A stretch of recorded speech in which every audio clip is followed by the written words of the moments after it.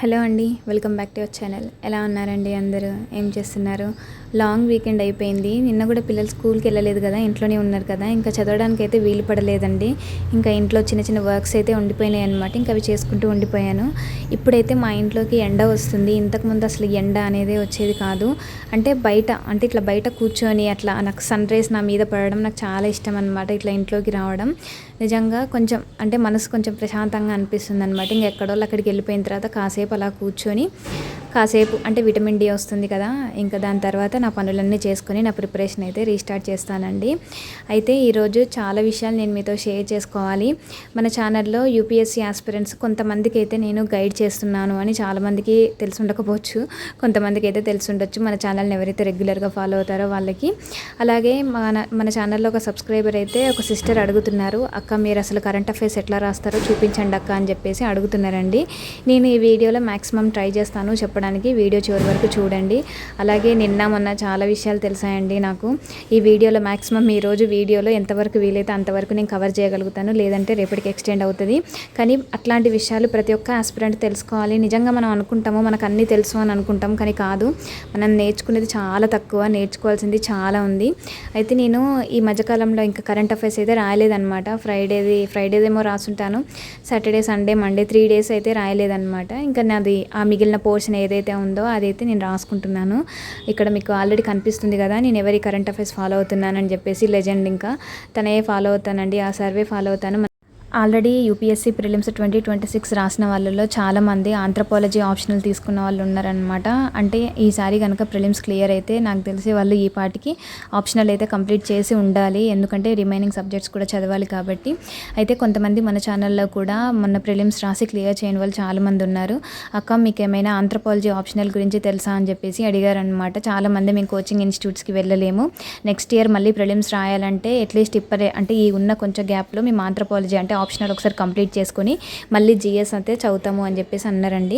So anthropology ఎవరైతే optional తీసుకోవాలి అని అనుకుని అలాగే ఎక్కువ డబ్బులు పెట్టలేము మేము సపరేట్గా, మేము దానికి కూడా కోచింగ్ తీసుకోలేము అని అనుకునే వాళ్ళకి మెటీరియల్ దొరుకుతుందా లేదా అండ్ ఎంత కాస్ట్ ఉంటుందో అని చెప్పేసి, దొరుకుతుందా లేదా ఇవన్నీ డౌట్స్ ఉన్న వాళ్ళందరికీ ఈ వీడియో అయితే హెల్ప్ఫుల్ అవుతుందండి. అయితే ఆంథ్రపాలజీ ఈ మొత్తం ఆప్షనల్ బుక్లెట్ అంతా మనకి నేను గణేష్ బుక్ షాప్ నుంచి అయితే తీసుకోవడం జరిగిందండి. ఇందులో మనకు 6 books అయితే ఉంటాయి అన్నమాట. మొత్తం కంప్లీట్గా మనకు ఆప్షనల్లో మనకు 2 papers ఉంటాయి కదండి, పేపర్ 1 పేపర్ 2 ఉంటుంది కదా. ఆ 2 papersలో ఉన్న ఈచ్ అండ్ ఎవ్రీ చాప్టర్ని అయితే మనకి ఇందులో ఇవ్వడం అయితే జరిగింది. నార్మల్గా బయట ఆంథ్రపాలజీకి మనకు ఆ 2 papersకి చాలా బుక్లెట్స్ తీసుకోవాల్సి ఉంటుంది అనమాట. అంటే చాలా బుక్స్ తీసుకోవాలి. నేను కూడా చాలా వరకు రీసెర్చ్ చేసి అప్పుడు వేరే ఏదో బుక్ అయితే తీసుకున్నానండి. అందులో అయితే మొత్తం కవర్ అవ్వలేదన్నమాట. సో అందుకని చెప్పేసి ఎవరైనా సరే ఆంథ్రపాలజీ ఆప్షనల్ తీసుకోవాలి, బయట ఎక్కువ కాస్ట్ పెట్టలేము అనుకునే వాళ్ళకి ఇది ఒక మంచి సొల్యూషన్ లాగా నేను చెప్తానండి. నేనైతే గణేష్ బుక్ షాప్ పైన స్క్రీన్ మీద కనిపిస్తున్న నెంబర్కి ఎవరైనా సరే ఆంథ్రపాలజీ ఆప్షనల్ కావాలి అని అనుకుంటే వాళ్ళకి మెసేజ్ చేయండి, లేదా నేను డిస్క్రిప్షన్లో లింక్స్ అయితే ప్రొవైడ్ చేస్తానండి. అలా కూడా మీరు పర్చేస్ చేయొచ్చు. మీరు ఎక్కడున్నా సరే, ఎంత రూరల్ ఏరియాలో ఉన్నా సరే మనకైతే వీళ్ళు బుక్స్ అయితే అందజేస్తారండి. అసలు ఎలాంటి డౌట్ లేదు, బుక్స్ చినిగి వస్తాయా లేదా అని ఇట్లా ఎలాంటి డౌట్స్ అయితే పెట్టుకోవద్దండి. ఎందుకంటే ఆల్రెడీ నేను చూపిస్తున్నాను కదా, వాళ్ళు మనకు కొరియర్ చేస్తారు. ఎంత బాగా బైండింగ్ అంటే మనం తీసేటప్పుడు మనమే చాలా డిఫికల్టీ ఫీల్ అవుతాం అనమాట. ఎంత దూరమైనా సరే వాళ్ళు పార్సల్ అయితే చేస్తారు. చాలామంది వేరే ఎక్కడో చాలా పల్లెటూరు అక్క మాది అని చెప్పేసి అంటున్నారండి. మీరు క్లియర్గా అడ్రస్ అయితే చెప్తే ఖచ్చితంగా వాళ్ళు మీ అడ్రస్ వరకు వచ్చేలాగా చూస్తారండి.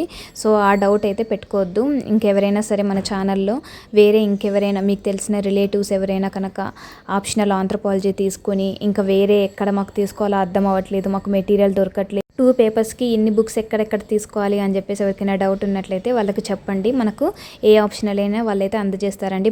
ఇప్పుడైతే నేను ఆంథ్రపాలజీ చూపించాను కదండి. ఇన్ కేస్ ఎవరైనా సరే ఆంథ్రపాలజీ ఆప్షనల్ ఉన్న వాళ్ళైతే ట్రై చేయండి. ఎందుకంటే నేను మెటీరియల్ గ్యాదర్ చేయడానికి చాలా స్ట్రగుల్స్ ఫేస్ చేశాను. నాది కూడా ఆంథ్రపాలజీ కదా ఆప్షనల్.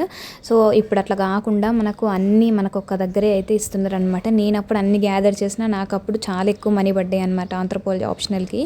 కానీ అయినప్పటికీ నేను 2 papersలో ఉన్న అన్ని సిలబస్ నేను గ్యాదర్ చేయగలిగాను అంటే లేదు. సో ఇప్పుడు ఏంటిదంటే మనం పెట్టగలిగే బడ్జెట్లోనే మనకు అన్నీ అయితే దొరుకుతాయండి. మీరు ఆ నెంబర్కి కాల్ చేసి కనుక్కోండి. వాళ్ళు హిందీ మాట్లాడతారు, కానీ లాంగ్వేజ్ మనం చెప్పే లాంగ్వేజ్ అయితే అర్థమవుతుంది, అందులో అయితే నో డౌట్ అండి. అయితే ఫస్ట్ నేను అంటే టాపిక్లోకి వెళ్ళడానికంటే ముందు ఒక 2 క్వశ్చన్స్ అయితే అడుగుతాను. మిషన్ క్లౌడెడ్ లెపర్డ్ అనేటువంటి ఈ స్కీమ్ కావచ్చు, ఈ పథకం ఇది ఏ స్టేట్ ఇంప్లిమెంట్ చేసింది? ఇది మనకు first question of the day అండి ఈరోజు. సెకండ్ క్వశ్చన్ ఇది. రీసెంట్గా ఒక దేశము స్పేస్లో అంటే అంతరిక్షంలో రైస్ని హార్వెస్ట్ చేసిందనమాట. రైస్ క్రాప్ని హార్వెస్ట్ చేసింది. అది ఏ దేశం? అలాగే ఆ దేశం యొక్క స్పేస్ స్టేషన్ నేమ్ ఏంటి? ఇది మన సెకండ్ క్వశ్చన్ అనమాట.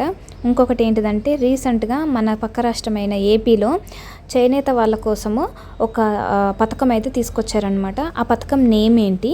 అలాగే నేషనల్ హ్యాండ్లూమ్ డేని ఏ రోజు సెలబ్రేట్ చేసుకుంటారు? ఈ సంవత్సరం నేషనల్ హ్యాండ్లూమ్ డే అనేటువంటిది ఎన్నవది? అంటే ఎన్నోది? 11, 12, 13, 14 ఎన్నవది? అలాగే దాని యొక్క థీమ్ కూడా. చాలా ఎక్కువ క్వశ్చన్స్ అడిగాను అని చెప్పేసి కోపడకండి, కాకపోతే నిజంగా చెప్తున్నా కదా, ఇట్లా మనం డైలీ క్వశ్చన్స్ని రివైజ్ చేయడం వల్ల డెఫినెట్గా ఏదో ఒక రోజు మీరు నన్ను తలుచుకుంటారు. నన్ను తలుచుకోకపోయినా పర్లేదు, మీకు కానీ ఏదైనా ఎగ్జామ్లో ఆ బిట్టు పడిందనంటే మీరే హ్యాపీగా ఫీల్ అవుతారు. అయితే నేను సపోజ్ ఎంటెక్ చేసిన వాళ్ళు ఉన్నారనుకోండి, పీజీ చేసిన వాళ్ళకి ఏమైనా ఆపర్చునిటీస్ ఉన్నాయా అని అంటే, పీజీ చేసిన వాళ్ళకి నార్మల్గా డిగ్రీ కాలేజ్లో అంటే లెక్చరర్గా, అసిస్టెంట్ ప్రొఫెసర్ ఇట్లా చేయొచ్చు కదండి. నేను అసలు ఎంత పిచ్చిగా సెట్ అప్లై చేద్దామని చెప్పేసి అనుకున్నానండి. పీజీ ఎందుకు చేశానా అని చెప్పేసి బాధపడుతున్నాను. పీజీ చేసినందుకు బాధపడడం కాదు, నువ్వు పీజీలో తీసుకున్న స్పెషలైజేషన్ కూడా చాలా ఇంపార్టెంట్. మనకి ఇట్లాంటివి చెప్పేవాళ్ళు లేకనా మరి లేకపోతే ఎందుకు అని చెప్పేసి నాకు నిజంగా చాలా అంటే చాలా ఏడుపు వస్తుంది. సెట్కి అప్లై చేద్దామని చెప్పేసి మొత్తం దాని గురించి ప్రాసెస్ అంతా కనుక్కున్నాను.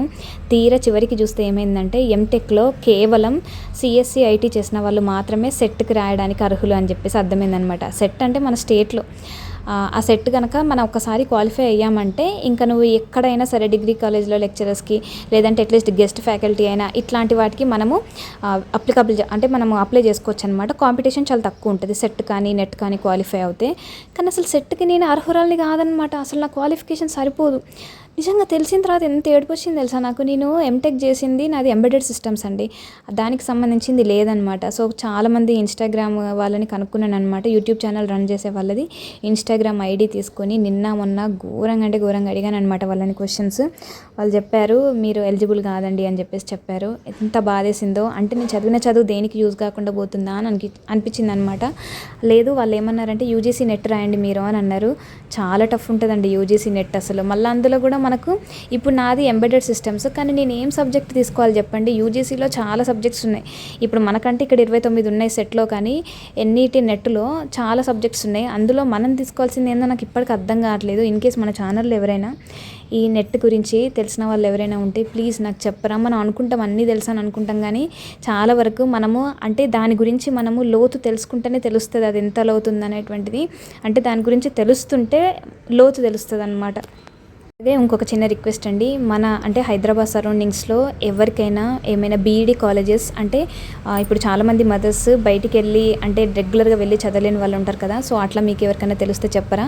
మా అపార్ట్మెంట్లో ఒక సిస్టర్ అయితే ఎప్పటి నుంచో అడుగుతున్నారు, మీ ఛానల్ ఎవరికైనా తెలుస్తుందేమో చెప్పండి ప్లీజ్, అడగండి అని చెప్పేసి ఎప్పటి నుంచో అడుగుతున్నారనమాట. ప్లీజ్ ఎవరికైనా తెలిస్తే నాకు ఈమెయిల్ చేయరా. మీకు తెలిసింది ఏదైనా సరే ప్రగతి నగర్ ఈ ఏరియాకి దగ్గరలో ఉండి కొంచెం ఒక 20 కిలోమీటర్స్ అయినా ట్రావెల్ చేయడానికి రెడీగా ఉన్నారనమాట. ఎవరికైనా తెలిస్తే మాత్రం ఆ బీఈడీ కాలేజ్ గురించి ప్లీజ్ నాకు మెయిల్ చేయండి. ప్లీజ్ తప్పనిసరిగా మెయిల్ చేయండి. ఇంకేం లేదు, ఆ సిస్టర్ ఇంకా బాధపడతారు. ఇప్పటికే చాలా రోజులు పోస్ట్పోన్ చేస్తూ వచ్చాను, రోజులు కాదు నెలలు పోస్ట్పోన్ చేస్తూ వచ్చాను అనమాట. సో ఒక సిస్టర్ అడిగారు మీరు ఎలా రాసుకుంటారని. నేను ఇట్లా కొట్టి తెచ్చే లెవెల్లో అయితే రాసుకుంటానండి క్వశ్చన్స్. అలాగే ఇందాక నేను చెప్పిన ఆంథ్రోపాలజీ ఆప్షనల్ గురించి డిస్క్రిప్షన్లో అయితే లింక్స్ ఇస్తానండి, ఖచ్చితంగా చూడండి, చెక్ చేయండి. అలాగే నెంబర్ కూడా మెన్షన్ చేస్తానండి, కనుక్కోండి. ఓకేనా. వీడియోగా నచ్చినట్లయితే ఒక చిన్న లైక్ చేయండి, అలాగే ఛానల్ని సబ్స్క్రైబ్ చేసి సపోర్ట్ చేయండి, ఆన్సర్ చేయండి నేను అడిగిన క్వశ్చన్స్కి. ఓకేనా. బై.